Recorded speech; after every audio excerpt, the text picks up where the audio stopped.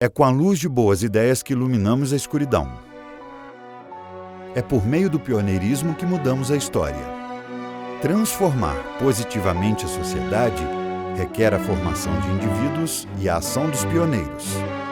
Por isso, há mais de 10 anos, o Instituto de Formação de Líderes São Paulo transforma líderes em protagonistas. Comprometidos com a vida, com a liberdade, com a propriedade privada e com o império da lei. Junte-se a nós e se inspire nos valores dos pioneiros, de ontem e de hoje. Aprenda com quem é referência no que faz. Conecte-se com o propósito de construir um futuro melhor. Quanto mais conhecimento você adquire, mais livre e mais líder você se torna. 7º Fórum Liberdade e Democracia, dias 1, 2 e 3 de setembro, na sua casa. Boa tarde a todos. Ser pioneiro é um desafio. Você precisa enxergar uma oportunidade, repensar algo, ou mesmo se reinventar. Falando nisso, o pioneiro tem um importante papel de fomentar o mercado, a concorrência, inovando, gerando valor e fazendo com que o livre mercado, que nós liberais acreditamos, funcione perfeitamente, até que o Estado intervenha. Além de intervir, o Estado algumas vezes compete com as empresas privadas, o que é inadmissível. É como se um jogo de futebol o juiz também jogasse. E o pior, sem compromisso por gerar resultado. Só ver quantas empresas públicas fizeram greve ao longo dos anos. É como o Gustavo Franco mesmo falou. Você sabe que tem que privatizar quando a empresa está em greve, mas ninguém nota a diferença. Imagine como é ser pioneiro num mundo em que as coisas mudam a toda hora e o tráfego de informações é dinâmico, ilimitado e sem fronteiras. Várias oportunidades aparecem para que você crie uma solução global, em qualquer lugar, sem sair da sua casa e, o melhor, com pouco investimento. Estamos na era do conhecimento ilimitado e com valor acessível. Veja o caso deste fórum. São 700 minutos com grandes empreendedores, executivos e acadêmicos de renome internacional, pelo preço de um hambúrguer. O mercado está cheio de oportunidade para quem quer enxergar. Cristina Junqueira, do Nubank, viu sua empresa crescer exponencialmente, com o objetivo inicial muito simples: oferecer um cartão de crédito sem anuidade. Parece óbvio, mas isso só foi um ponto de partida para conquistar os seus 26 milhões de clientes, em um mercado extremamente consolidado. Sem mais spoilers, gostaria de chamar o próximo painel: Pioneirismo na Era da Exponencialidade, com Cristina Junqueira, Jeffrey Tucker, Hernan Kazah e Florian Hagenbuch, com mediação de Helio Beltrão. Welcome to this next panel, and we're going to be talking about the pioneers of the exponential economy in Brazil and throughout Latin America and the world. So, pioneer is a word that comes from French, actually. Pionnier, who were the foot soldiers who would dig the trenches before the army could then follow them. So these guys are definitely doing that. I'm an admirer of all of them, actually. I don't know them all of them personally. Today, it's my opportunity to talk to them and chat to them. Let's hear what they have to say. Excellent. So I would ask you guys to introduce yourselves first, and then we can start a conversation. Chris, go ahead, please. Sure, my pleasure. So to begin with, I wanted to thank the opportunity to be here with you today and to share a little bit about how we're thinking about pioneering within the financial services space. My name is Cristina Junqueira. I'm one of the founders of Nubank, which is the largest fintech outside Asia, I guess, outside China. We started here in Brazil in 2013. It's been roughly 7 years since we first started working together, my partners and I. And it's been quite a journey. So till date, we're serving 26, 27 million customers in Brazil. We've expanded internationally. We're now operating, we've begun operations in Mexico earlier this year. We now have offices and people working, well, I guess in every time zone globally because of remote work and COVID. But we continue on this very bold mission of just fighting complexity and giving people back control over their finances, giving them back their dignity over their lives and control over their money. Florian? Thank you very much. Hi, everyone. It's great to be here. I'm excited to also talk about pioneerism and sharing the stage here with a lot of different pioneers. My name is Florian Hagenbuch. I'm an entrepreneur since 2012. I'm currently my second journey in the real estate space. We founded a company called Loft that's reinventing the process of buying and selling real estate digitally. Before that, I founded a company in the online printing space that was also, a very nice story from end to finish, very much pioneering also the e-commerce space in Brazil in 2011 and 12. And in addition to being an entrepreneur, I'm also an active investor, having invested in over 80 companies personally, and also being a co-founder of a fund called Canary. That's probably, the first seed-focused fund in Latin America. So yeah, I'm excited to be here and thank you for the invite. Hernan? Hello everyone, also a pleasure to be here. My name is Hernan Kazah. I am the co-founder and managing partner of Kazah Ventures, a venture capital firm focused on Latin America. We've raised so far 5 funds, over $1 billion in capital. And we've been doing this for the last 10 years, partnering with entrepreneurs like Cristina at Nubank and with many of the startups that Florian backed.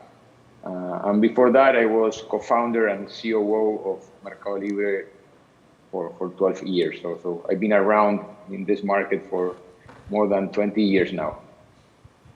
Thank you, Hernan. Jeffrey?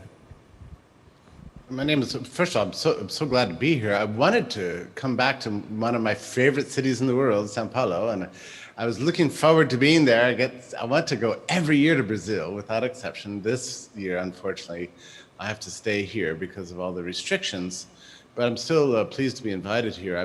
My name is Jeffrey Tucker, and I work as the editorial director for the American Institute for Economic Research, which was founded 87 years ago. We're over here in Massachusetts. We do economic research. I'm the author of many books, some of which are mostly focused on technology and entrepreneurship and innovation. And I'm the founder of the very first conference on cryptocurrency that took place in the United States in 2013. So I've been writing about that topic for a very long time, and also innovation and money and finance and technology, generally speaking. Excellent. Thank you, guys. So let's start with Hernan. Hernan, this month was the same month that Apple surpassed Saudi Aramco as the largest company in the world. So it's like the last domino falling, I believe. Saudi Aramco, $2 trillion of valuation surpassed by Apple. And Meli, Mercado Livre, is also now the largest Latin American company in value. $60 billion in value. It's amazing, incredible. And you helped found this company with Marcos Galperin back in the 90s still, before the bubble burst. And as the bubble burst, I guess more than 90% of the companies went belly up or something like that. So why don't 99 probably. Probably 99. I was hoping you say that. So how come you were able to succeed? Tell us a little bit about the cash story at that point and how important it is the team continue changing. Tell us the story of the beginnings, please. Sure, and I think you're totally right.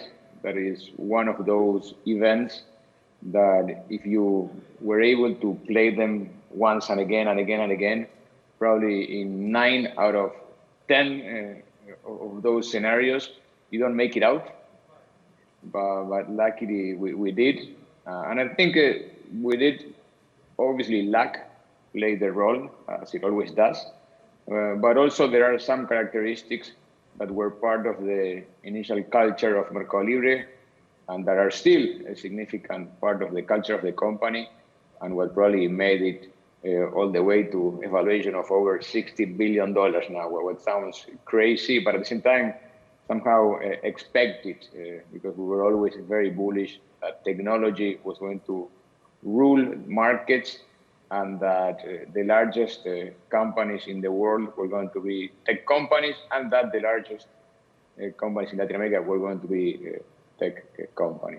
But by going back to that story, we raised our first round in October 99. Prior to that, we had received some angel investing in June 99. And during those months, it was really easy to raise capital.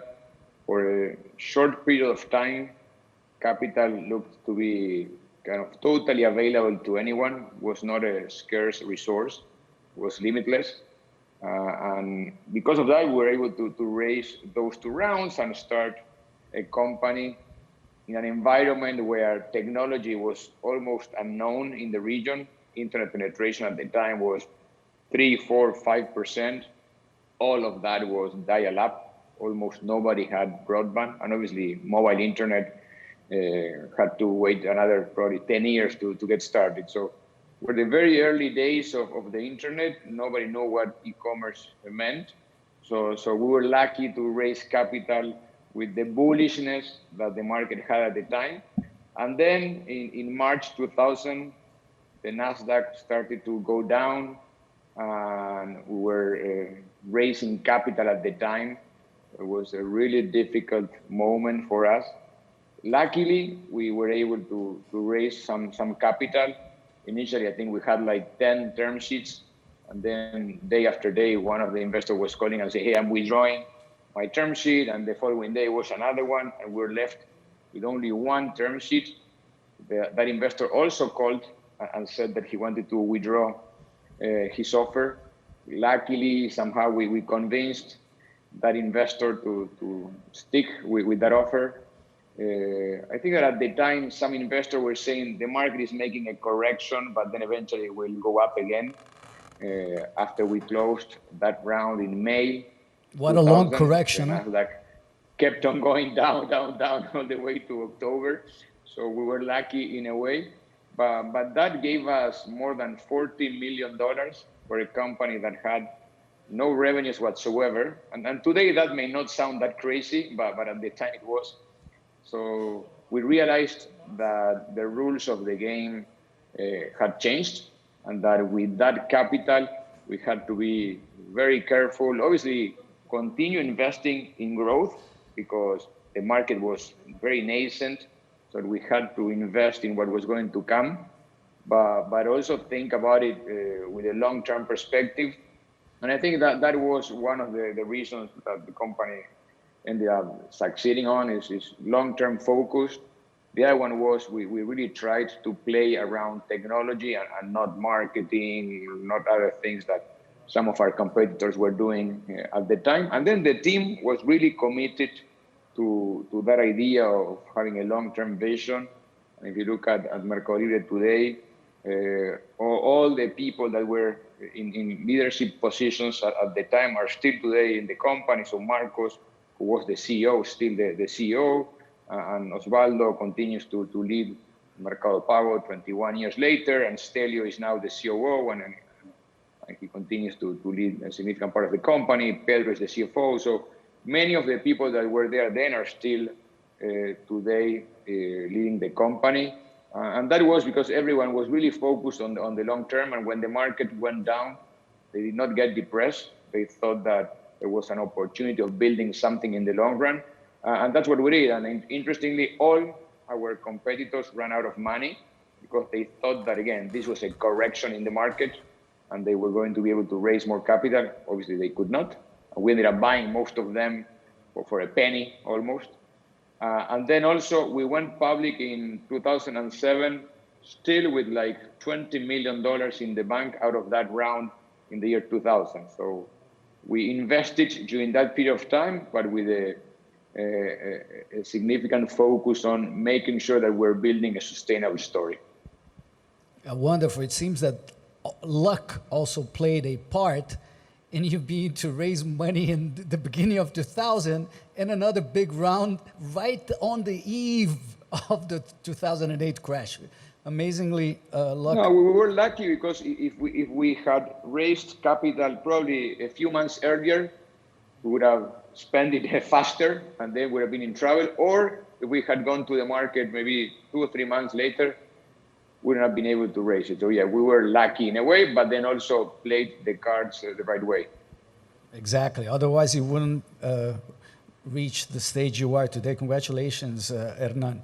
Chris, so 13 years later than the 2000 event that Hernan is talking about, you decided with your partners to start a new bank. And amazingly, what strikes me as the most amazing thing is usually a company strikes big with one product. And you were able to do it with 2 products, the credit card and the Nu Conta. So 2 amazing products, so congratulations on that. But before you were worth, like today, $10 billion, right in the beginning in 2013, how was it right there as you were starting out? I think people would want to understand what happens in the first few weeks and months. How was your day-to-day at that stage? Well, in the beginning, there's a lot of just like boring stuff that you got to do, right? Like you got to set up the company, you got to find an office space, you got to, open a bank account, and all those things in Brazil are especially hard for like, a young company. I remember a lot, like there's at least one bank that we're still waiting to this day to hear back from them on our account application, that we still weren't able to open an account. So everything was hard. Right. I remember that we had raised a seed money, like some seed money from international investors from Sequoia, from Kazah, by the way. Thank you, Hernan. And it took months. Yeah, I think you're pretty happy about that seed investment. It's a very successful voluntary exchange you guys did. Very good investment you made. So very early on, it took months until we had the CNPJ, right? Like the company ID, until we had a bank account, until we could bring that money into the country. So there was a lot of just this scrappiness. Like we bootstrapped the company for months until we could even have access to some of those resources. So it was a lot of just, especially myself, because my other partners are foreigners. So, it was, they were limited in their ability to own their own CPFs, to go and fetch like a rental agreement or to get insurance or to get, any financial services product. So it was a lot of hard work. I remember sleeping was a big luxury because we just couldn't afford to waste a single minute.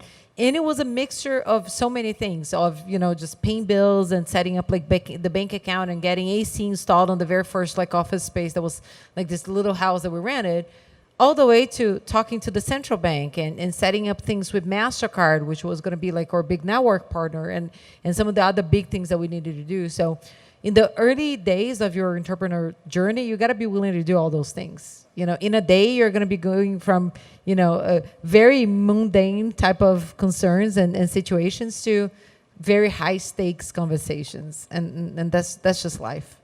Wonderful. I also would like to hear from you, Florian, the beginnings, because I know, though you lived in Brazil, you were outside of Brazil at that time and decided to come with your partner to Brazil, which strikes me already as a big surprise. I know at that time Brazil was one of the BRICS, but it feels as if the brick fell on our heads in 2014 and 15, 16, etc.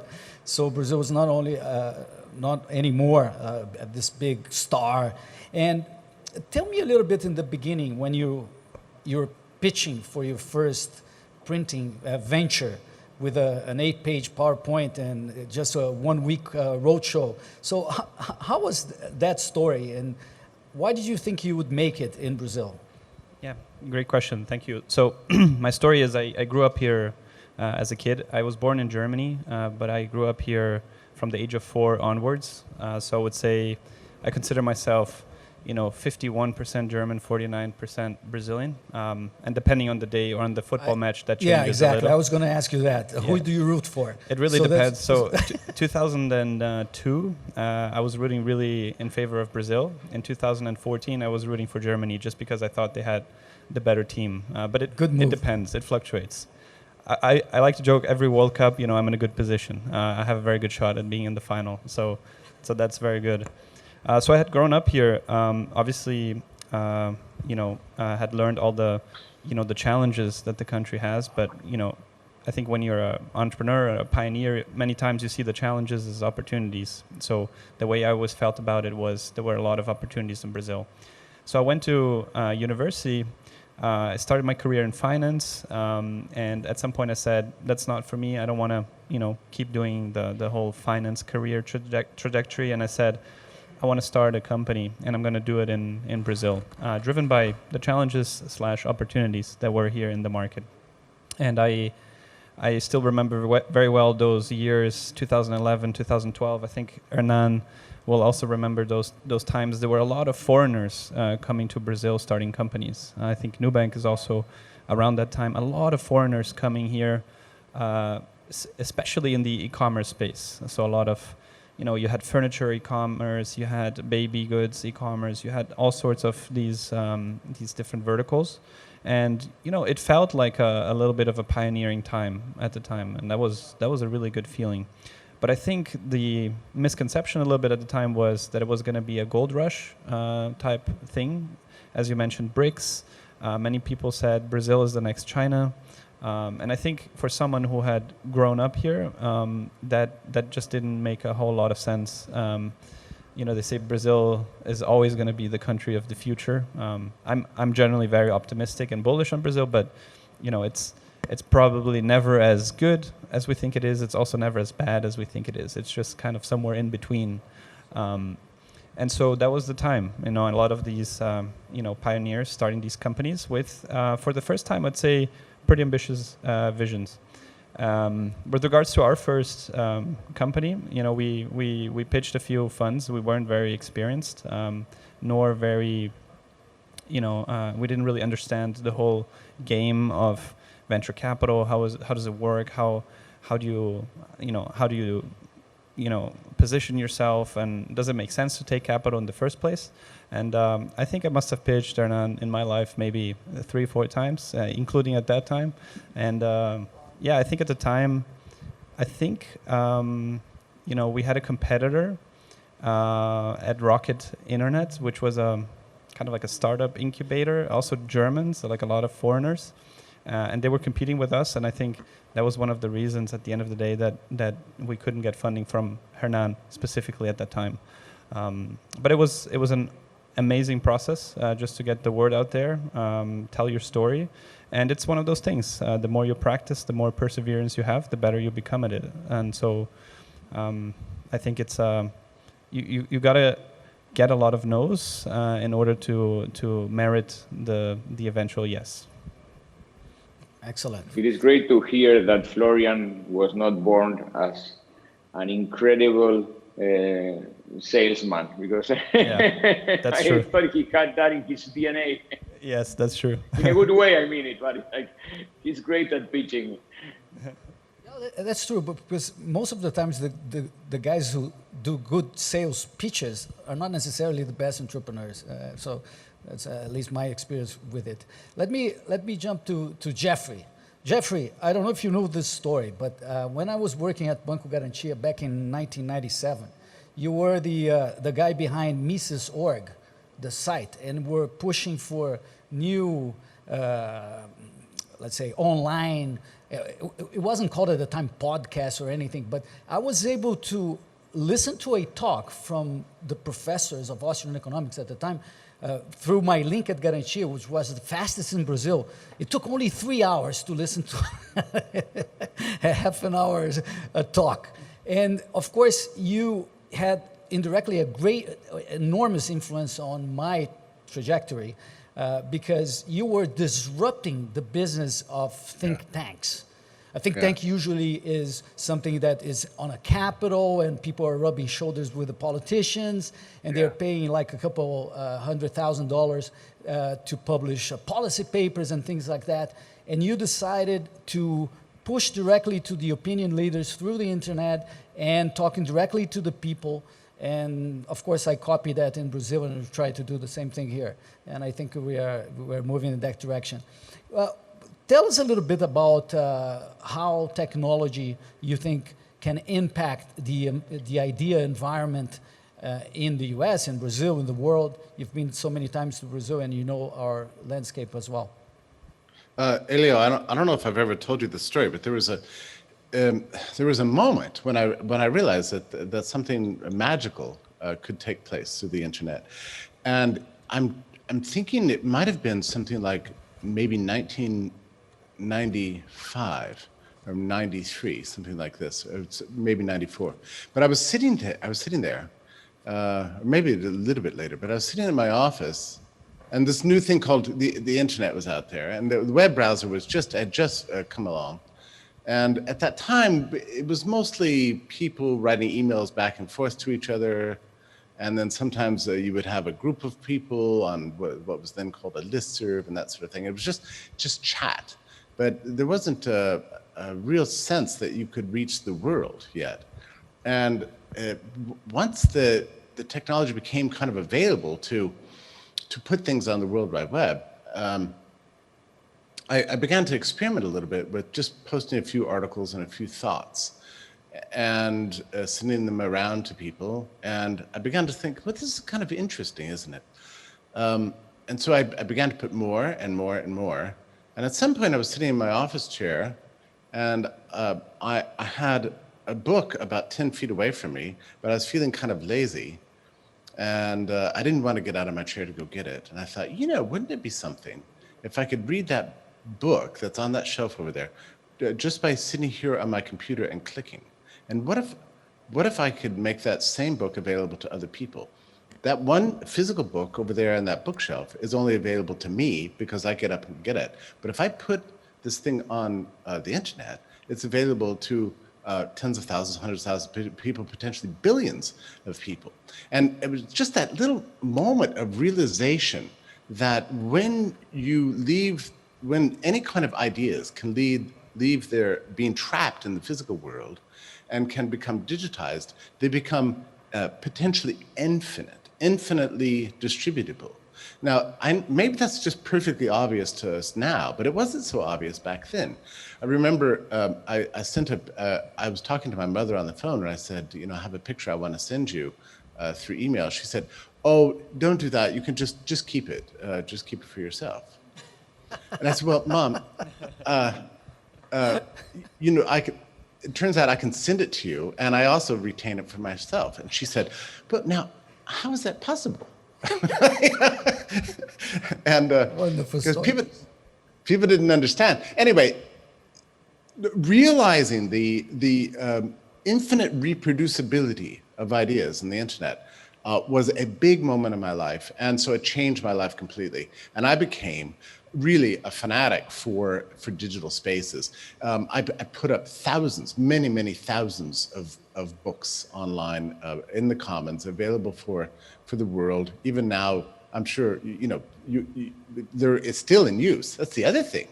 Once you put something online, it becomes this durable product available potentially, forever. There'll always be a copy of it anywhere. I mean, the power of that is beyond description. And I thought, this is the way we can change the world. So yeah, I built Mises.org over the course of those 15 following years. Went on to build Laissez-Faire Books and founded the very first digital book club online in the United States anyway. And then went to the Foundation for Economic Education that turned them from being a lazy site that hardly anybody looked at to being one of the most viral economic websites in the world. And then founded my own company, Liberty.me, a social network. And then came to the American Institute for Economic Research. And now I'm very proud to say that we are the #1 economics research institute in the world for traffic, beating even in the United States, The Economist magazine. And you do it through persistence and drive and passion and love, and you never condescend to your readers. You never try to manipulate people. What you're trying to do is give them useful, intelligent, high-level material that people can trust. They come to trust your integrity and your scholarship and your research.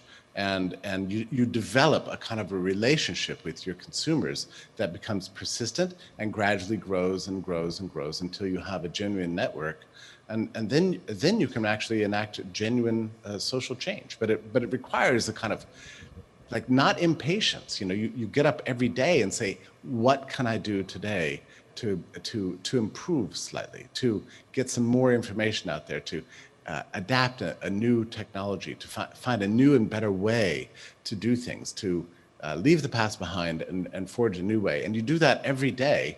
And after 5 years, you turn around and look, and you realize you've built an empire that's capable of changing the world. Jeffrey, I think these guys here are already thinking how to disrupt the suit that you and I are wearing. So be careful, because I'm feeling intimidated already. So You have the liberty and the freedom of wearing whatever the hell you want. oh, thank you very much. That I love that sentence. Wonderful. But okay, a question for Hernan and to all of you actually. It struck me that people that are watching us might think, but come on, these guys are very educated, very well educated. How can I ever become like an entrepreneur like them? It's, I know that Hernan took an MBA at Stanford. Chris also took an MBA or something of sorts. Of course, Florian, you started very early, but... Undergrad at Wharton. Undergrad at Wharton. So do you need to have an MBA or an international education to strike big? What do you look into your companies? Because now you run Kazah, a very successful, large VC. So do you look for guys that are MBAs like yourselves? And does that make a difference at all? Is it something that people should be looking for? How important is education after all? Thank you, Helio, for the question, and just allow me for a second to clarify my last comment, and it's very related to the concept of pioneers and also to your current question. That is, salesmanship is a fundamental skill that entrepreneurs need. Obviously, salesmanship does not guarantee success, but lack of salesmanship probably guarantees failure, because you need to be able to sell your vision to your employees, your co-founders, to your investors, to your customers. You need to create that kind of halo that allows companies to go forward when everything looks impossible. So I just want to make sure that I get that right. And then I think it's part of what we look into when we are talking to founders. You don't look for any particular educational background, but you do look for traits that can tell you that that person has gone through different challenges and passed them and succeeded. And obviously, if you have a high education in institutions that are difficult to get in and where you have to work hard, that tells you something. But you can also have great entrepreneurs that are very young, that haven't even gone to a university, but you can see that they are willing to tear walls apart, and that's good enough. So what you look for is first of all, as I said, this salesmanship concept. Then you look for lots of passion. They need to have an irrational commitment to what they are doing. If it's just rational, it goes away eventually, or eventually you face a big problem and you drop it because it's easier to go back to your prior job than trying to solve it. We need to have that irrational component there. So you mean, just to clarify, just 1 second. So if you would to be rational looking at whether or not you should become an entrepreneur, probably, especially in Brazil and in Argentina, probably you wouldn't do it, right? You're saying that... You're totally right. If you build a probability tree, the rational decision is not to go for it. So you have to be so convinced, so committed, that you go beyond what a rational thinking process tells you. And that's very important. And then the last point, and I'll let the others comment on this as well, is in our mind, it needs to be product focused, tech focused. The solution, the mode you're building has to be related with technology, and technology has the beauty of economies of scale. So when you're applying the right model, the right tech solution to a problem, typically as you grow, you gain in economies of scale, you gain in kind of stickiness with your customers, etc. So those are at very high level the things we look into entrepreneurs. Salesmanship, commitment, irrational commitment to what they're doing, and a strong focus on the product and the technology. Guys, please comment. Let me add to that. Probably, however, Hernan and the folks at Kazah think about how to select entrepreneurs, and that is not exactly the same thing about how us as entrepreneurs think about selecting people to work with us, right? So I'll add my take on that note. And here's how I think about it. So I usually like to bring in people who first learn really fast, because things are always changing. Like when you're in a fast-paced growth type of company, every 6 months is a completely different company. Those are completely different challenges. So if people are not learning extremely fast and very flexible and adaptable, like it's not going to work. So those are probably the two most important things. And of course, like a different groups within the company or different stage that you're at, like you might want to also bring like certain specific experience from the market. So if you want to save some time from mistakes that people have made elsewhere in different types of company, have already scaled, and you're like, looking to scaling right now, you might want to look for that. But that's on context-specific type of situations. The other thing that I tell people that I really care about is I need people to really care about what we're doing. So I tell people that I can teach them anything. I can teach them the business. I can teach them technology. I can teach them, about the product, about the industry, whatever it is. But I cannot teach them how to give a damn. They got to give a damn. So that's probably the most important thing. And when I think about education plays a role today. I think it's going to play a smaller and smaller role in the future. But it's more of a signaling role. Right? When we look, and Hernan touched on that a little bit. When you take a look at a resume and someone has gone through, whether that's, undergraduate programs or colleges or MBAs or whatever it is, and those are hard programs, hard to get in, hard to get out, because the course load is very intense. They're signaling in grit. They're signaling in this person's ability to learn. There's a lot of positive signaling. But more and more, we're seeing people acquire those skills in different places, that not just, education, traditional types of path. So I think less and less that's going to be important. The last thing that I'll add to this is on the salesmanship point that you guys made. It's funny because I heard, I don't remember whom, saying a sentence the other day that you're either selling or you're working for someone that is, and it's funny because I hadn't thought about like sales. I've always thought something similar, but I thought about communication, because I think for any type of entrepreneur, any type of leader, really, like you got to be able to communicate really, really, really well. And that's how you sell, right? Like that's through communication. That's through understanding your audience, understanding what is it that what was the message that you want to convey? What's the best way to convey that message to those people, and how to think linearly. Because when you do, it's much easier for you to translate the strategy, whatever it is in your mind, to the action steps that you got to take. So, but I guess sales fits well within that framework in terms of communicating well, and I really believe that's a key skill. Excellent. Florian, education. Yeah, I completely agree with all the points that were made. I think getting into a good college, having a good degree on your resume is much more a proxy for perseverance and also competitiveness, quite frankly, because it always will be a competitive world out there, whether in business or anything else. So when it comes to the knowledge and skills, in the world that we live in, there's really no limits to accessing any of those via the power of digital power of the internet. You have all of that available. And I think certainly in the year that we live in now, in the middle of this pandemic, I think our traditional way of understanding how education works has been completely flipped upside down. whether you have friends going to college or you have children, and it's just been reinvented.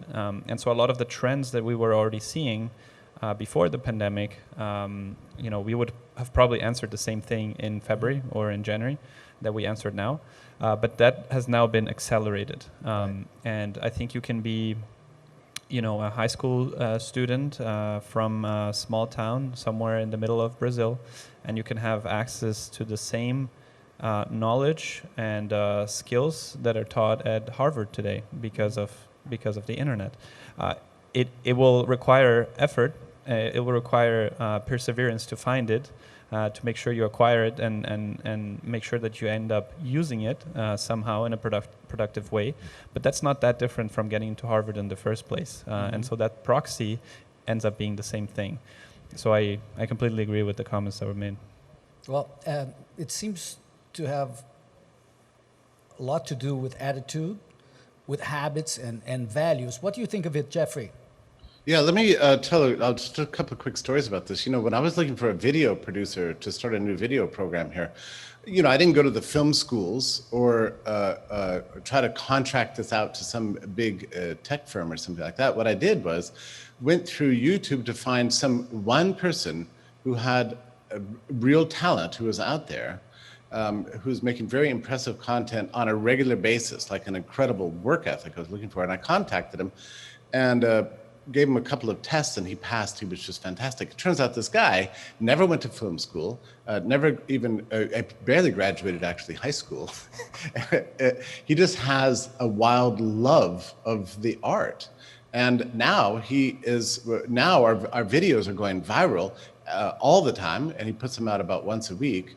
And he's just one guy working alone with absolutely no credentials at all. So I think these are the kinds of things you need to look for when you hire. I know when I read resumes myself, I have a kind of a bad habit of forgetting even to look at the education part of it, actually, because what I'm really looking for is evidence of love and passion, scrupulosity, attention to detail, and a kind of irrational fanaticism, as you say. I'll tell you one more story about very interesting. Just two quick stories. One is, I had an intern in. He's a graduate from an Ivy League university who didn't know what to do with his degree, and bumped from a couple of companies. Was kind of unhappy and a little bit overlooked. Came to me as an intern, and I had mostly ignored the guy. And he had been here, I guess, 3 months. And then about the third month, I began to realize that this guy was performing miracles, and I had become to depend on him like fundamentally for all of our book production, and that he was the most trouble-free employee I think I had ever had, and glorious things were happening around me. And I walked into him, and I said, I'm sorry, what's your name again? I'm running a big company. And he told me, and I said, and when does your internship actually end? He goes, well, it ends next week. And I said, you know what? I'm going to fix that. And an hour later, I had a contract on his desk. I said, you're coming to work for us. And he signed up, and boom. And he's a miracle worker. I'll tell you one other story of an intern I had very recently, also a graduate of a very high-end university. And I noticed in the first couple of weeks, and I don't have a lot of time to train people, but I took out some time to train this guy. And he kept showing up late, and he kept sort of not finishing his work, but then he would sort of pretend as if he had done his work and not really listen very carefully. And I got frustrated with him. So I sat him down. I said, listen, I have to tell you something really interesting.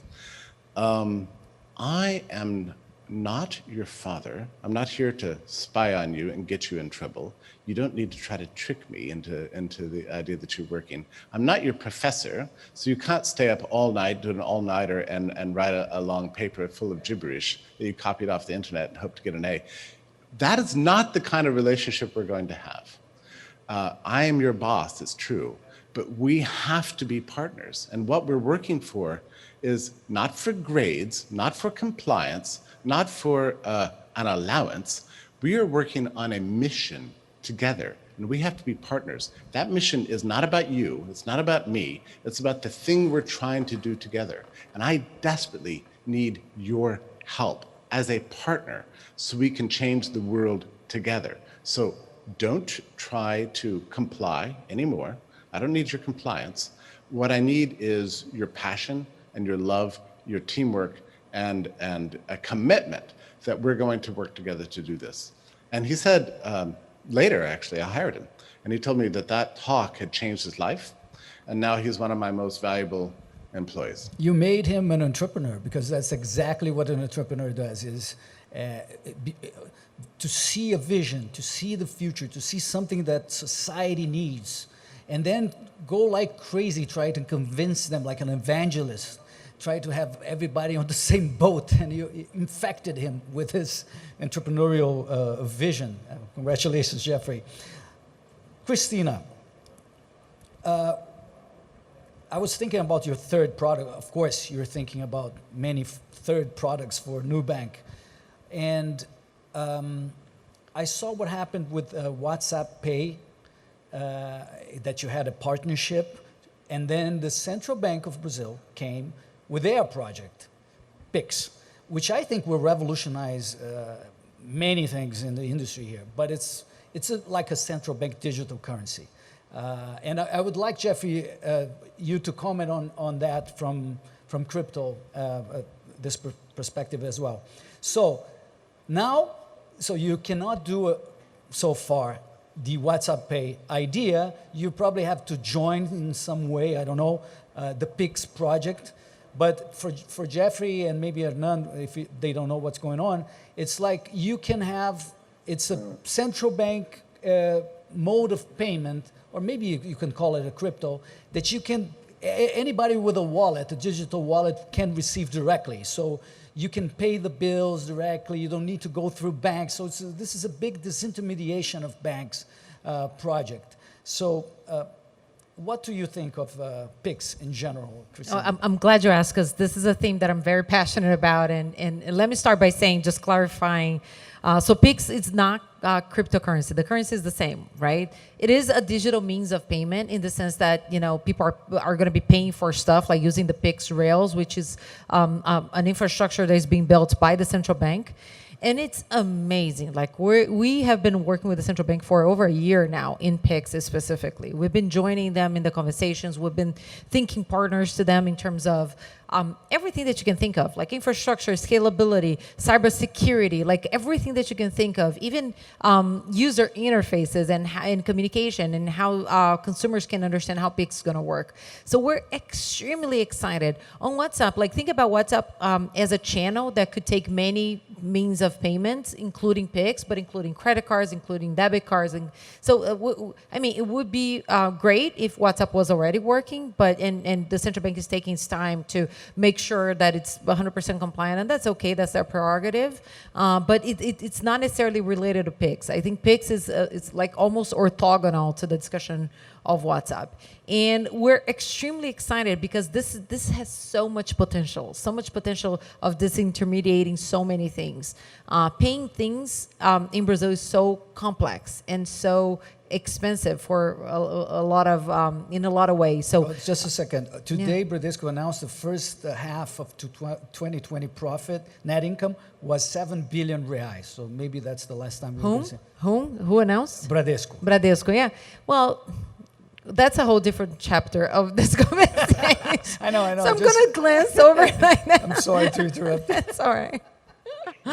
So there's a lot of unnecessary fees that are being paid out there. Let's just leave it at that. So Nubank alone, with both credit card and the account product that you've mentioned, we've saved customers until the end of 2019. So that was probably the last time that we updated this this calculation. But over 8 billion reais in fees. Our customers have saved over 8 freaking billion reais. You have more than 20 million fees. Customers, right? 26 million 26 customers. million customers. But by year end, last year was around 20, I guess.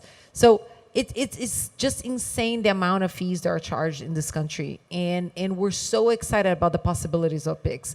It's going to help so much, not just, things to be more efficient the sense of cost, but also imagine being able to transfer, 24/7, 7 days a week, 365 days a year. Today, you want to do a doc, you want to do a TED. Oh, it's 5 p.m. It's not going to go through today. No, I need, your bank branch number, your account number, your CPF, your full name. You're almost asking for, somebody's underwear collar, to be able to transfer them some money. It's horrible, and people are going to be able to use either their CPF or their phone or their email or some quick QR code, and it's going to be safe and it's going to be instant.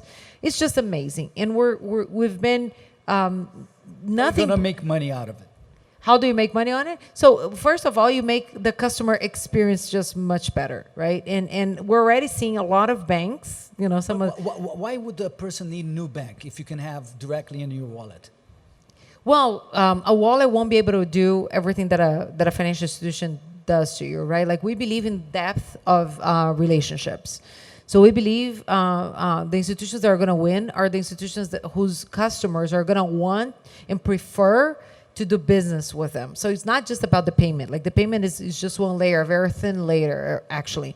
So people are still going to need financing. People are still going to need to save some money. People are still going to need to, get their salaries in. And they're going to prefer to do that with companies that treat them well, that offer a good experience. So that's what we're excited about, because we're so well positioned to capture, the customers' hearts, and that's what we've been doing since we started.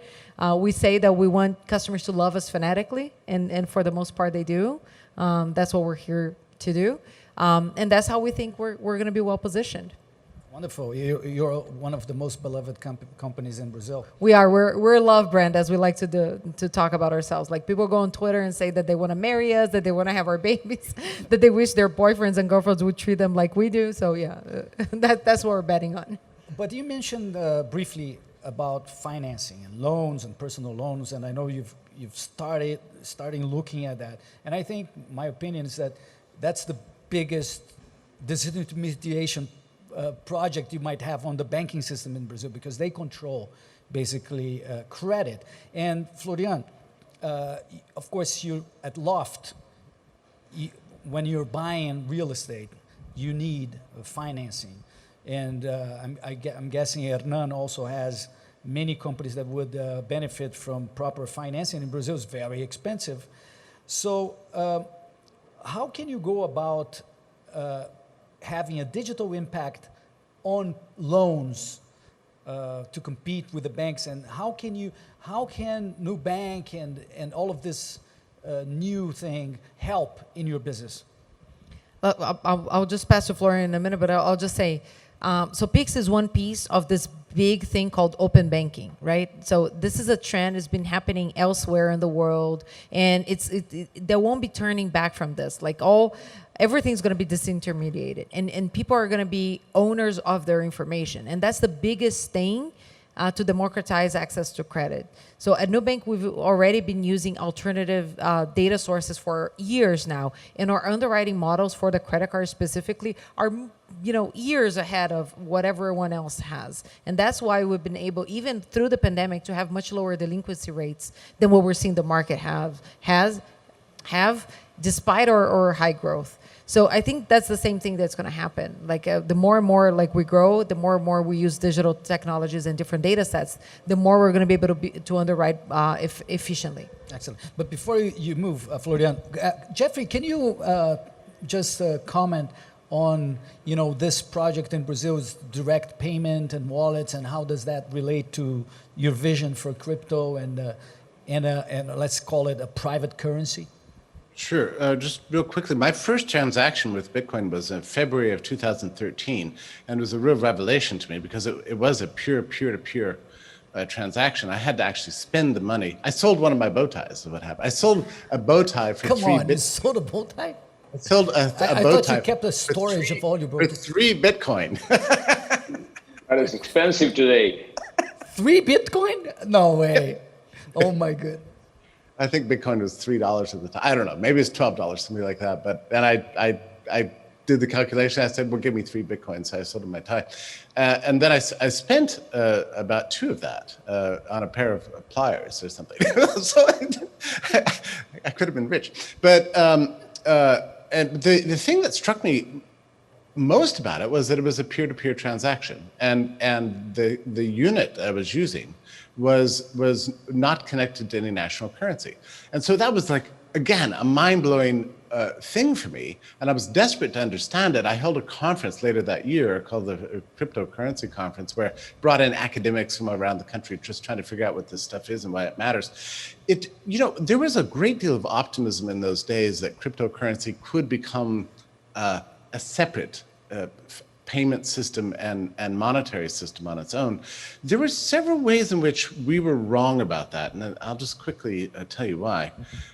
One is that it turned out that Bitcoin could not scale like the way it was supposed to. Within a few years, it was actually slower and more expensive than using traditional payment systems. So that was a huge failing. There were lots of forks that happened, and now a lot of those problems have been fixed. But 2015, 2016, that was a difficult thing to realize.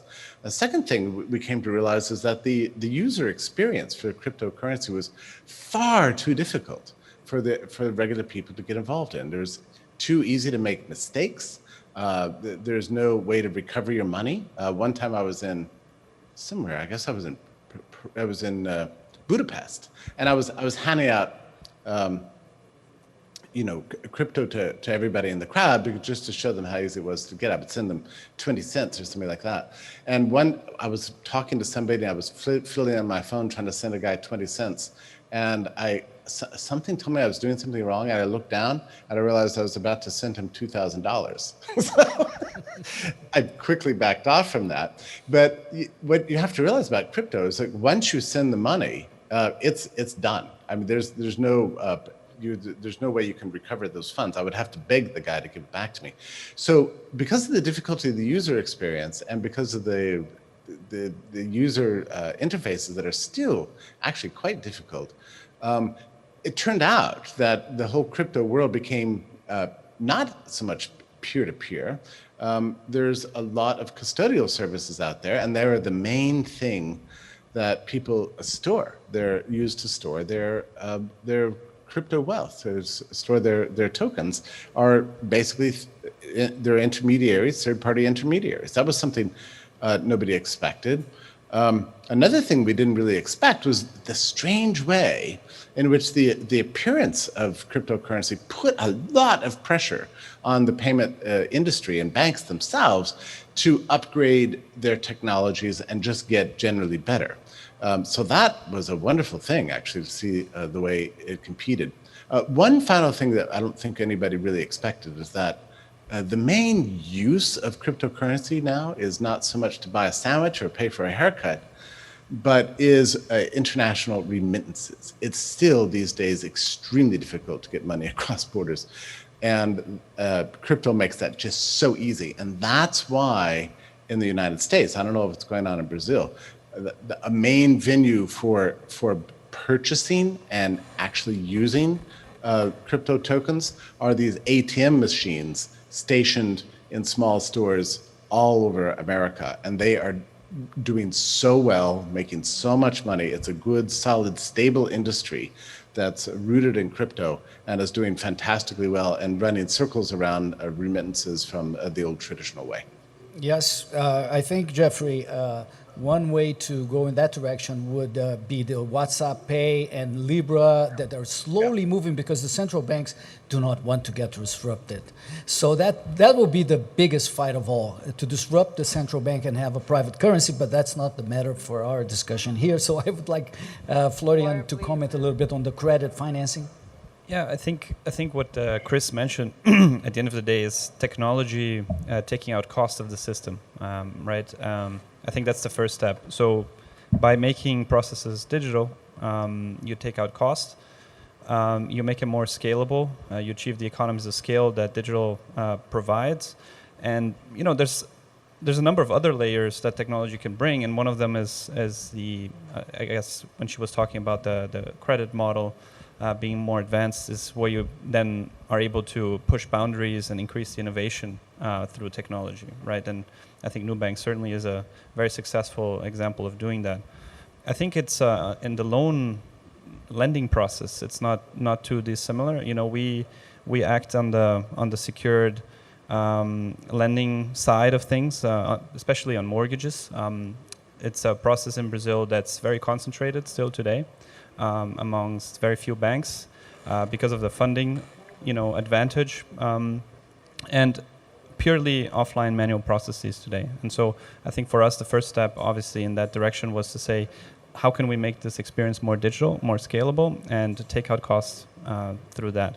I think the second thing that we are very excited about, and I think we'll see how the market will develop with that new information, is Brazil's currently low interest rates. I think that's a completely new paradigm that we're living in. Personally, as someone who has grown up here, I'm very excited about the prospects that this brings, because it essentially forces the capital that was a lazy type of capital here in Brazil to take on more risk. And more risk is basically found in many, many different ways. Infrastructure is one of those, real estate is one of those. Obviously the, capital markets, public equities is another one of those. But the capital is going to try to find more risk. And then I think on the lending side of things, especially in the secured or in the unsecured environments, there's going to be many, many, many opportunities for the further fragmentation of the lending market. So if you look at the mortgage market in the U.S., 20 years ago, it was also a very concentrated market in the hands of a few big banks, and that has been fragmented over time. Also driven by low interest rates. So I think something very similar will happen here in Brazil. And then it's really exciting because technology is one of those avenues to give people access to that in a very cost-efficient manner. Personally at Loft, that's one of the things that we're most excited for the next few years. Excellent. You mentioned the low interest rates. They're finally coming to Brazil. But outside of Brazil, they've been low for a long time. And it's impacting valuations a lot. So maybe some of the unicorns we have in Brazil should be rhinos, maybe, because of the amount of liquidity that we have. It's unprecedented. It looks a little bit like 1999 or 2007 all over again. So my question is, because Jeff Bezos used to say, don't feel smart because your valuation went up by 30%, because you don't want to feel dumber because the next month your valuation is going to be down 30%. So what do you guys think about the current credit overall environment in which interest rates are so low that valuations go up like crazy? And I think Hernan would like to comment on that as well. So maybe Hernan first and then you guys. Yeah, I think it's a very relevant topic, but one where we have to be very careful and humble. I think that the kind of liquidity that the world is seeing today is totally unprecedented. And whatever we would have guessed a year ago about the impact of that is not what we see today in the market, right? So like we all would have said, inflation all over the place and lack of trust, etc. And what you see is deflation. You see increasing trust in the dollar, and that gets replicated in the different currencies, etc. So I think it's a very weird moment in time. I used to be an economist by formation, and whatever theory I had has proven to be wrong. So I'm being very, very careful here. But what you do see is that in terms of valuations for companies, etc., it's hard to argue whether a company should be worth $400 or $4,000 per share.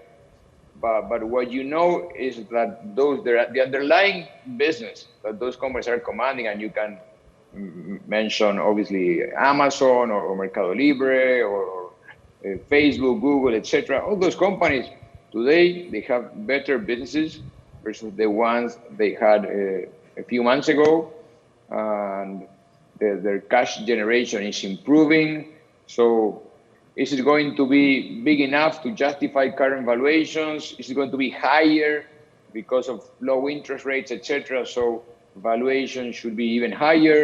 Is it a bit too much, so valuation should be lower? I don't know. But what I do know is that there's true value in what is being done. And tech-wise, that is happening everywhere. It's happening with all the ecosystem in Hernan, Brazil. how many unicorns are you a part of in Brazil now? Probably 4 or 5. Wow, that's amazing. But again, I think that it's different to the time we went by in the 90s and 2000. I think now you have real companies with real users producing real value to them. Then it's really hard to analyze is this company worth $1 billion, $2 billion, or 500. But for sure, it's not zero. That was what happened in 1999, because you had businesses that, interestingly, they all made sense. So for a while, we're all laughing at them and saying, how stupid, how can someone sell pet supplies online? Ha, ha, ha, ha. You know what? That's doable. It was just 20 years earlier. Yeah. But it's doable. Oh, how can someone have a supermarket online? Ridiculous. Ha, ha, ha. You know, there are very successful supermarkets out there today, online supermarkets. So the issue was timing. But now all the companies that you have are producing revenues, are having real customers, etc. So they are building value. Then valuation is something that the market will eventually decide. And as you were just saying about Jeff Bezos' comment, it's hard to define exactly where the market is. So long term, we know that the markets tend to be very efficient. Short term, that is not always the case. So are we in one of those short-term cliffs? I don't know. But I think that if you bet on technology long term, you'll do well. It's amazing that we think of Brazil, you know, as Argentines as well. We always think that our country is the worst. But surprisingly, the infrastructure, what you guys are building, you were the pioneers, and some others were not here, but you are definitely the core group of pioneers that developed the infrastructure for VCs and startup companies in Brazil. And it's amazing that this is all happening. It's absolutely unbelievable. I've never thought of seeing that kind of environment in Brazil. I don't know if it's going to change now. So maybe you could jump in and comment on what we're talking. No, I think it's only going to get better, to be honest. I think there's obviously the question around valuation always, and I think Hernan is perfectly right. It's impossible to pin it down. But at the end of the day, it's also supply-demand question. And the reality is there's just a lot more supply of capital in the world than there is availability of interesting, transformative, growth-oriented companies. And I think for Brazil specifically, I mean, if you think back over the last 10 years, it was, I mean, the beginnings were incredibly painful. I don't even want to think about Hernan's days at Mercado Livre. That must have been even crazier. But I think the rails are getting better, the infrastructure is getting better, and now I think the fact that we are having this low interest rate environment is even more conducive to entrepreneurship, to taking risk, and to basically driving the transformation. And I'm personally super excited about that, and I think that's not going to end. Although we have to recognize that, like in '99, we will have some hiccups. You will have a couple of busts. You will have companies potentially IPOing that shouldn't be IPOing. Like things like that will happen. And in the short term, that's not great. But if you take a long-term perspective, and if you then in 10 years look back, you'll see that was all very much a positive trend. So it's hard not to be very optimistic these days on technology. What do you think, Chris? So leave the economics part to the economists, like in the room. Like that's not my thing. But here's how I think about those things. You got to look at the fundamentals. And historically, you've always seen bad companies that didn't have any fundamentals or bad fundamentals, and they went belly up at some point. And you've had good companies that, regardless of how hard the environment was, like they thrived and they moved forward. I think there's a little bit of the phenomena that we're observing right now, which is just selection bias for stronger, better companies, just given everything that has happened, all the economic hardship that is affecting all markets. You know, there's a lot of like smaller companies just dying, and the bigger companies getting stronger. So there's some effect there, but I think it comes down to what value such companies are creating to the world. You know, do they have customers? Do they have revenue? Like, are fundamentals there or not, right? That's what we should care about ultimately. And I think sometimes people lose track of that. Like sometimes people get too excited about, you know, how everything seems to be going up or how much liquidity is out there. But there's a saying that I often repeat to my teams is like, you can fool a lot of people for a short time. You can fool very few people for a very long time, but a lot of people for a very long time, like it's just not feasible. At some point, Right. things just... I remember when I Or Warren Buffett says, right, like that when the tide is low, you see who was swimming naked. And I That's guess, you know. Yeah, when Jorge Paulo used to say, when I complained about the government, I said, forget the government and go out there and do stuff. Jeffrey, we have 1 minute. I would like you, so you're gonna end it all. So please comment on whatever you wish. Well, yeah, I was during your very interesting discussion about the economic environment there. I'm very worried about. Well, let me just put it this way: the United States, and I would say the world economy in general, is going to go through a pretty rough time, I would think, for the next couple of years because of the unprecedented interventions that have taken place over the last 6 months. There's going to be a lot of liquidation of real estate and more companies going belly up in the U.S. It's going to be very challenging times. And I agree, too, that it's hard to predict what this looks like. The Federal Reserve is engaged in unprecedented levels of money printing here. On the other hand, we've seen a tremendous fall in the velocity of money and an increase of savings as a result of the COVID lockdown crisis. And that puts pressure in the other direction. So we could actually end up with not inflation, but rather deflation. I think and also the disruption to the industrial sector in the United States has been essentially unprecedented. We've had more than 100,000 small and medium-sized businesses actually go out of business. I'm not actually pessimistic, though. I think what we've seen over the last 20 years is thanks to technology and to the dynamism of markets. Markets are capable of doing things that are way beyond the expectations of intellectuals and economists.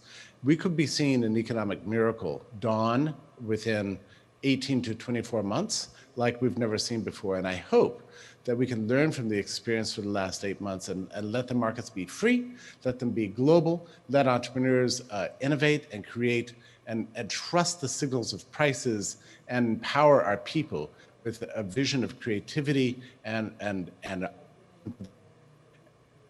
it's going to benefit the United States, Russia. We back on track.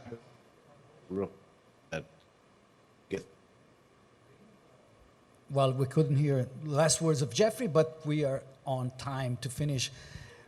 Chris, Florian, Hernan, Jeffrey, it was a privilege being part of this panel. Thank you very much. Thank you. Thank you. Pleasure.